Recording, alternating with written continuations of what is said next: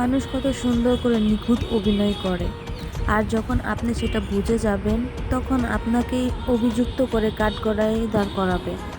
এমনটা নয় যে সে আপনার বিশ্বস্ত না, আপনার বিশ্বাসযোগ্য মানুষগুলোই আপনার সাথে এমনটা করবে।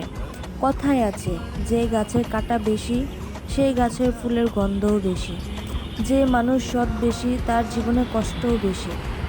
আসলে নিজের ভালো থাকাটা নিজেকে নিশ্চিত করতে হবে, নিজেকে নিজেই গুছিয়ে নিতে হবে।